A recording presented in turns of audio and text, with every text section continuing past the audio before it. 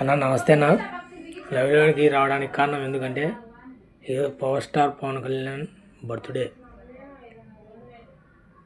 ఆయన నాకంటే చాలా చాలా చాలా చాలా ఇష్టం. నాకు ఎంత ఇష్టం అంటే ఎన్నో గొడవలు పడినాయి ఆయన కోసం, ఎన్నో తిట్టులు తిన్నా, ఇంట్లో వాళ్ళతో బయట వాళ్ళతో చాలా మంది తిన్నా. ఎంత ఇష్టం అంటే చచ్చిపోవడానికి కూడా ఇష్టమే. ఎలక్షన్ రోజు ఒకడు నాకు ఓటు ఇచ్చినాడు. ఎందుకు చెప్పండవా, పిఠాపురంలో పవన్ కళ్యాణ్ ఓడిపోతాడు అని.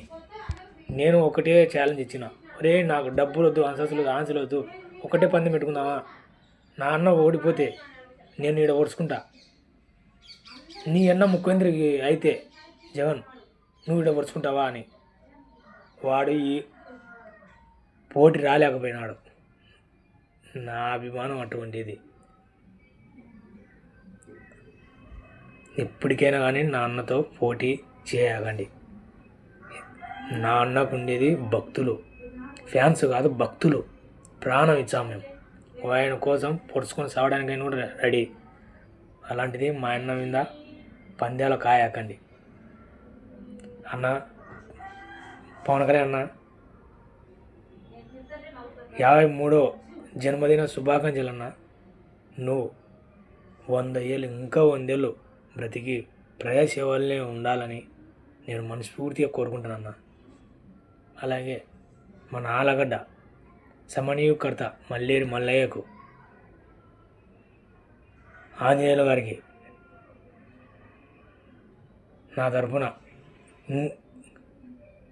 కష్టపడాలనేది నేను ఒకటి కోరుకుంటున్నా నా తరఫు నుంచి. అన్న మల్లయ్య అన్న, ఆంజనేయులు అన్న, మనం ఏది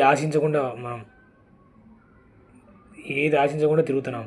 అలాగే మనం తిరిగి ప్రజలకు సేవ చేసి, పేద ప్రజలకు సమస్యలు ఉండే వాళ్ళకి సమస్యలు తీర్చి ఉండాలనేది మన కోరికన్న.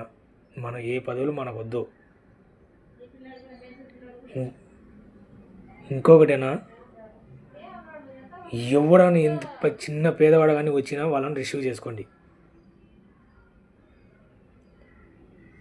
నేను రిక్వెస్ట్ చేస్తానన్న, మల్లయ్య ఆంజనేయులు అన్న, ప్లీజ్. ఎందుకంటే ఎంతో కష్టపడాలని ఉంటారు పార్టీలో, వాళ్ళను దగ్గరికి చేద్దాం. చాలా చాలా థ్యాంక్స్ అన్న. నాకు మల్లయ్య అన్నందుకు.